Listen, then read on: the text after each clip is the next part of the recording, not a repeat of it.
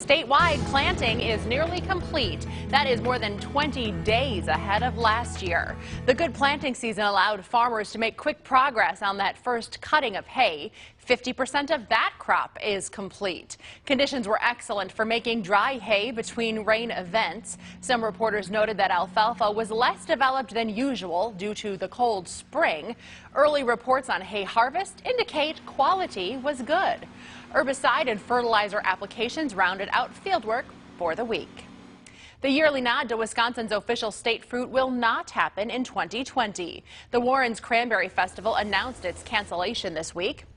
It's been a tradition for the past 47 years. This festival usually hosts over 45,000 people daily with over 1,300 vendors from across the country. This is the first time the festival has been canceled. It was scheduled for September.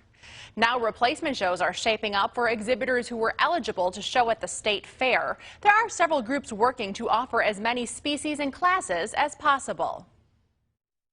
Even though State Fair was canceled, there are two big shows that are in the works to be held for kids who are going to be showing beef, sheep, swine, and meat goats. That's the Youth Wisconsin Livestock Exhibition. Location is still yet to be determined. That will be held this summer sometime, and there will be a dairy show as well. So there's nothing that I've heard yet for kids in poultry and rabbits, but certainly the large animals, there should be exhibitions for those kids this summer.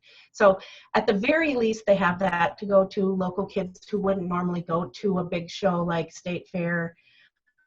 There's some local shows that they could potentially take part in. There's online shows. They're everywhere online, so that's exciting if they want to try that.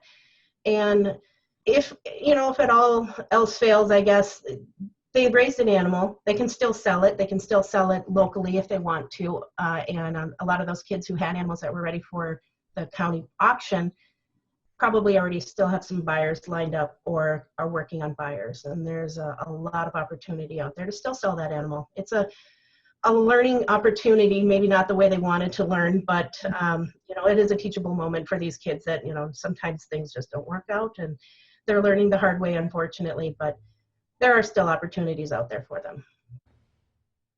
New safety guidelines are out from the state for pick-your-own operators. The goal is to reduce the spread of COVID-19. Farmers are asked to close all seating, prohibit food samples. Areas that require tongs or scoops to dispense food are discouraged. Physical distancing of 6 feet should be enforced. And these are just a few of the recommendations. You can read that full report on the Midwest Farm Weekly page on wearegreenbay.com. Whether you're planting a garden or 1,000 acres to cash crop, selecting the right seed for your soil and climate is no easy task. But now there's a new way for growers and plant breeders to connect. Here's how you can help build the Seed-Linked database.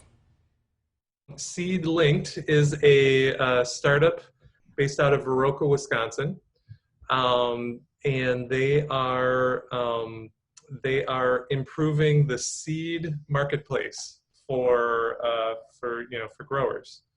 The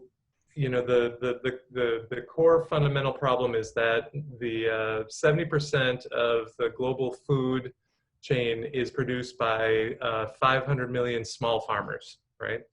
And those small farmers have a limited amount of data in which to inform which seeds they should use for planting their local crops. As a result of that, seed companies tend to provide a small number of seeds that grow in the largest number of locations. It leads to sort of a monoculture, and it's not what the growers want. The growers want to figure out what seeds will perform best in their location. So Seed-Linked is going to bring pair up the growers with the breeders, the seed breeders, to create a better marketplace. And so the way that works is that the seed growers, the plant growers, will provide the information on how the various seed varieties perform online in an easy-to-use app. That data will help inform what seeds grow best in which locations through process of advanced analytics and data crunching. And then the seed breeders then have information to help inform, where they should sell their seeds and how they should go to market and what seeds they should be breeding and all that. So you get a nice virtuous cycle there. Can anyone participate? Is this open to any farmer watching? Yep, it's open to farmers. It's open to, if you grow in your garden, you'll be able to use SeedLinked. So the release I got also mentioned a partnership or relationship with Titletown Tech. Explain to me the involvement there. Yes, so Titletown Tech is investing in SeedLinked, and Titletown Tech, as you may know, is a partnership started from a partnership between the Green Bay Packers and Microsoft